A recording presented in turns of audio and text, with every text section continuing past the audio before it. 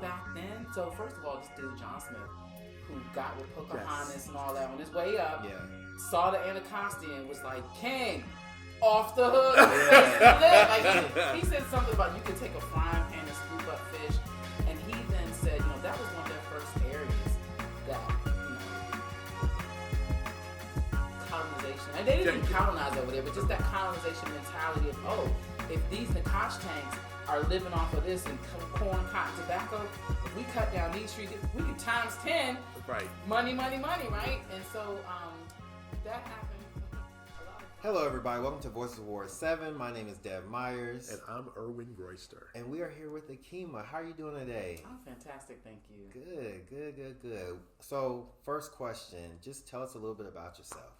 Akiima Price, DC native, current resident.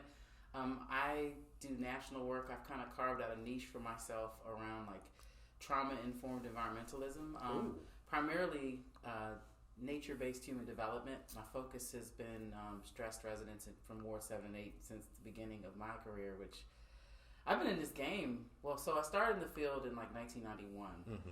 And through an opportunity at the University of Maryland Eastern Shore, which was a program of the Student Conservation Association to expose women and people of color to careers in conservation. I went out to Lake Mead National Recreation Area. It was like, I ain't never coming back. This is the desert. I ain't coming back out here again. Got back home and realized how much I enjoyed it. Came back, sat out a semester because I had broken up with my boyfriend. They offered me a job. And I was like, I'll show him. And I was a park ranger in 1993, like with the uniform and all. And it was so funny was that park, all the people of color were on the maintenance team. And because it was the desert, they were literally in the field.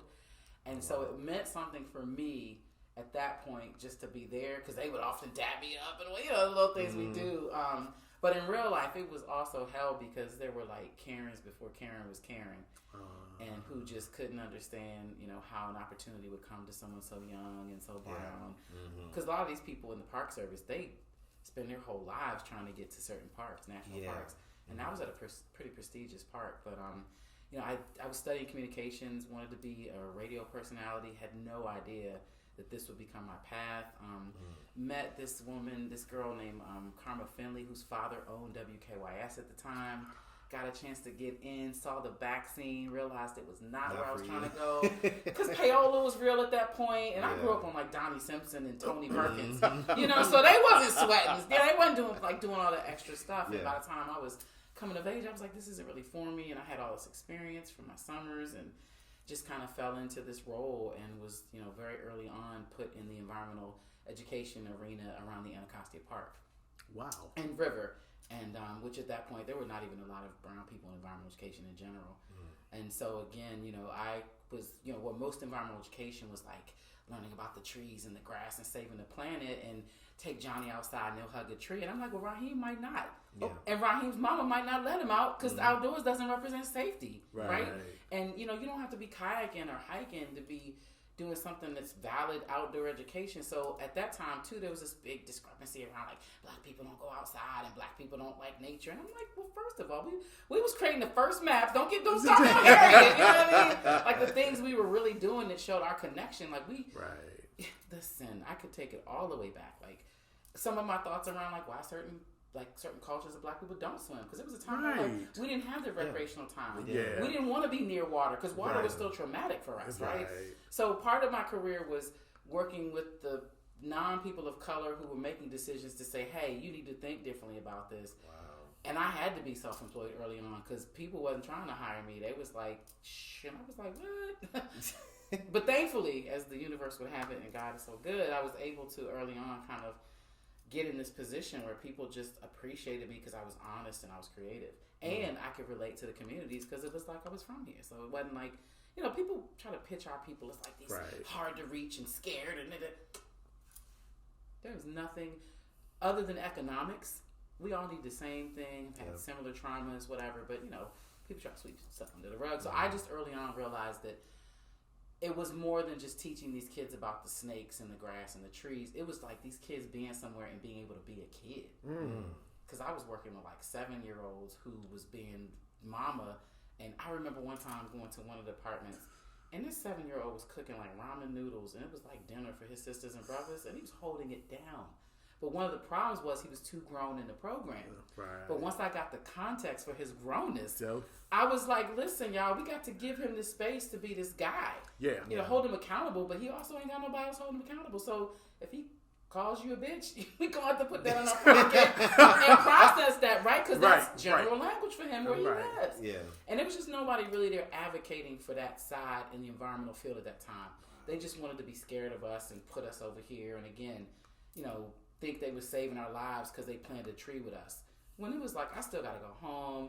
I still got to eat. My mama is still high. You know, all these other things. So I started factoring that into my programming early on. And thankfully, again, God just, I had no idea it was going to end up being my thing. But, you know, 30 years later, here I am. And I actually get contracted nationally to help people rethink how they work with our audiences.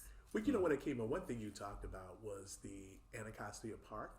I'm going to talk a little bit about the Anacostia River. Yes. And I think that more of our youth, particularly in Ward 7, the river runs through Ward 7 and 8. You should work to appreciate it. And then there's so much history.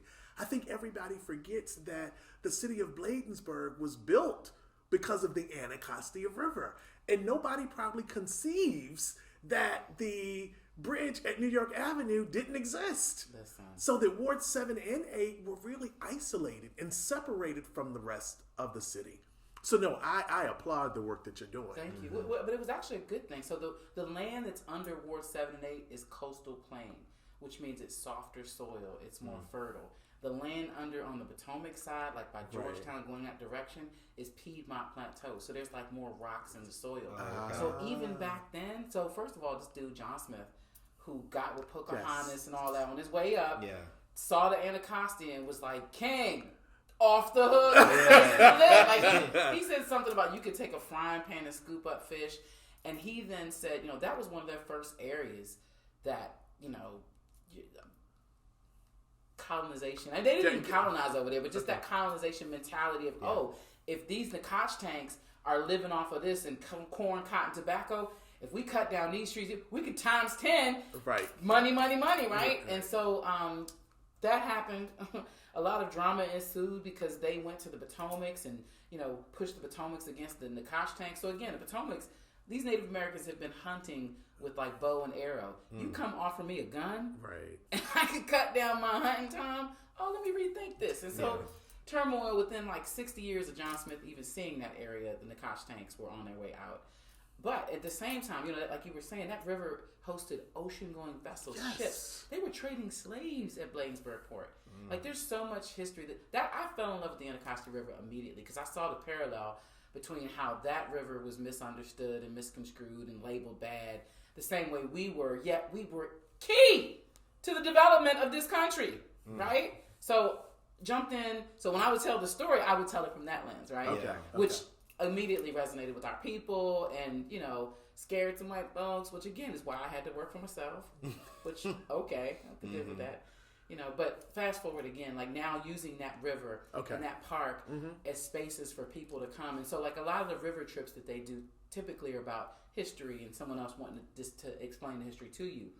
The Anacostia Watershed Society is so amazing. Part of their meaning, so I do something called meaningful engagement. So part of them being meaningful is putting their desires in their back pocket and just letting people experience it. Wow. And so some of the things we've done is taken, you know, parents coming home from prison out on the water with their kids to have these formative experiences. You know, they're scared at the same time, they're excited at the same time, and then they can come back and hear the history, or maybe the history does fit in. But the first thing, you're not talking their heads off so they get in the boat. You're recognizing the healing power of just being on water for some people who have never done that, right? We've done teacher meetings with Anacostia High School on the water, just getting super creative about how we use these spaces. I didn't mean to cut you off, but it's amazing how it runs through our communities, but we don't take advantage of it. There's so many opportunities out there. So, and that's what you're speaking of. And just to think, I'm going to say maybe 60 years ago, people were swimming in the Anacostia. And and so what happened during that? Like, why? Industrialization? Your boy John. Boy John said when they made all those orders to cut down trees, that soil started seeping down. The river used to be as wide as where 295 is.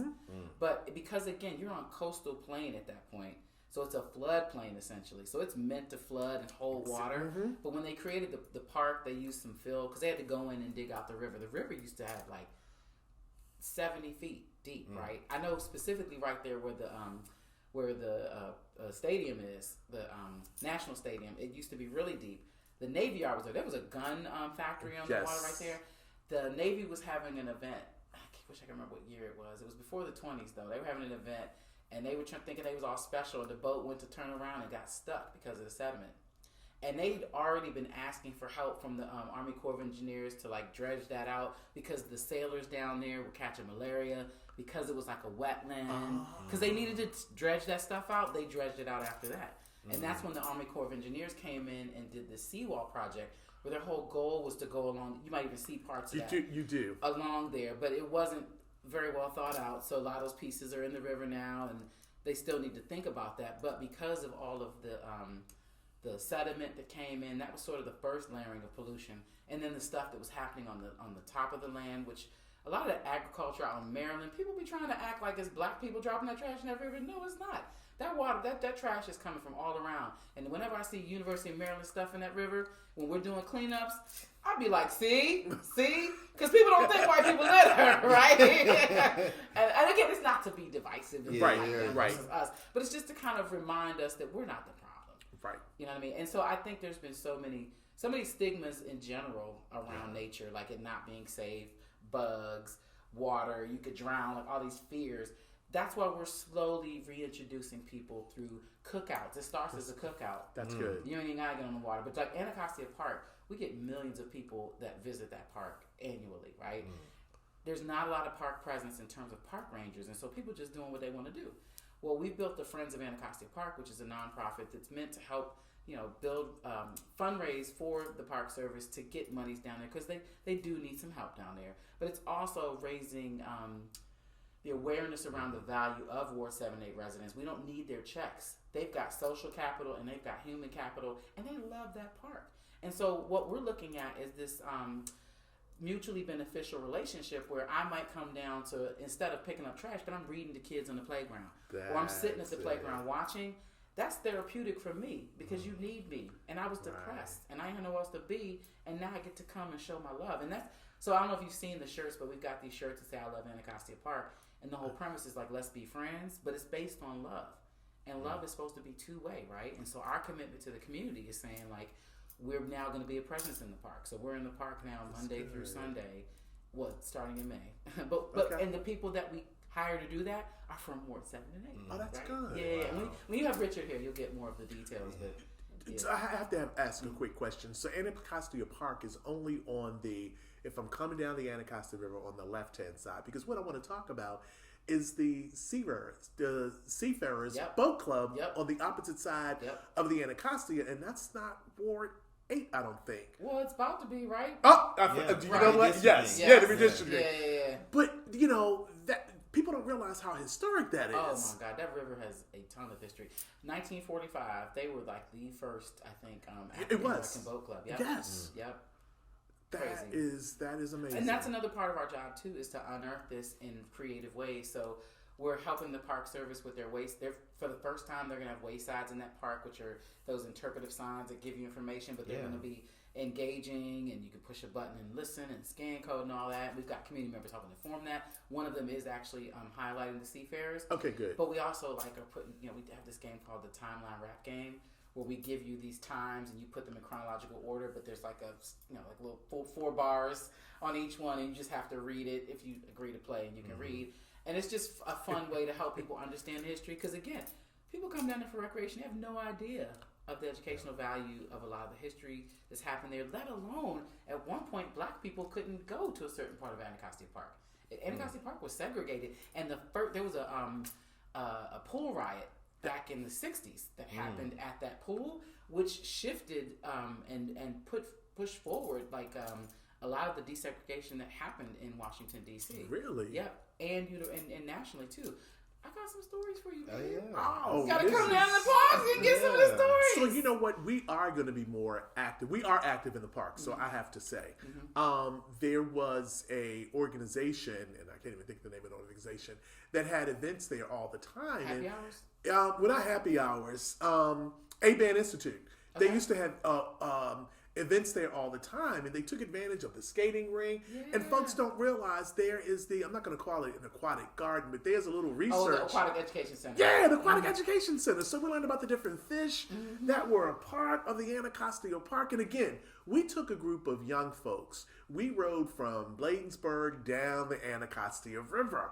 And it's just so much history. And then you're right.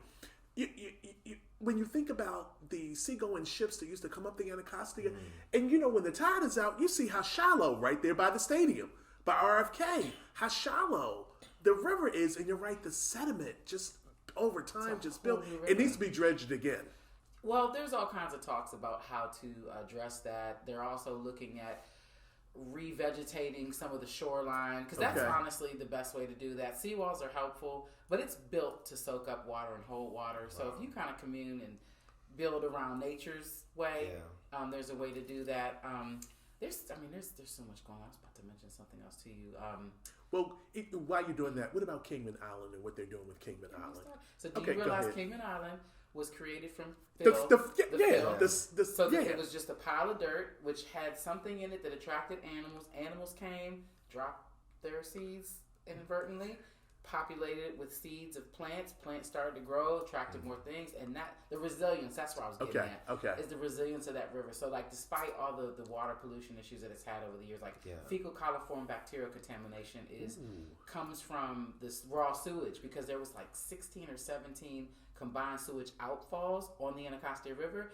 Combined sewage outfalls is where underground, where the pipes that are taking it down to the water treatment that comes from your house when you flush the toilet. Whenever there's a lot of rain, they flood and the water mixes. So the water from your toilet mixes with the water that's diverting water from the streets, and you get that raw toxic stuff coming in the river. And for a long time, EPA, I'm saying this on film, had lowered the water quality standards, so it was not illegal for that to happen. But thankfully, they built something called the Anacostia Riverkeeper. Yes. Yep. It's who's still here today, but the original one was an African-American man named David Whitehead, God rest his soul. But his job was to sue people who were polluting the river chemically, right? And polluting on land as well.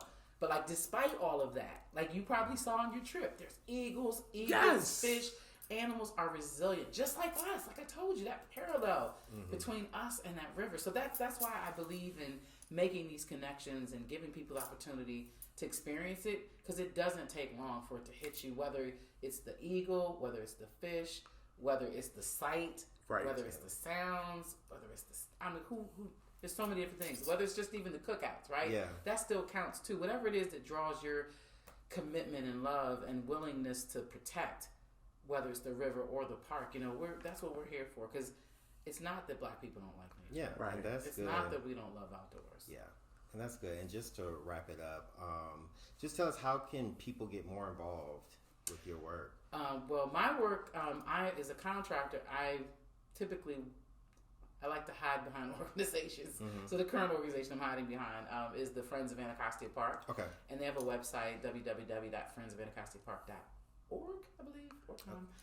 And then there's also the APAC organization. It's Anacostia Park and Community Collaborative, which is a group of organizations, both social and environmental, who come together and advocate for experiences and programs and grants all along that corridor. So that includes Kingman Island, Anacostia Park, and Oxford Park.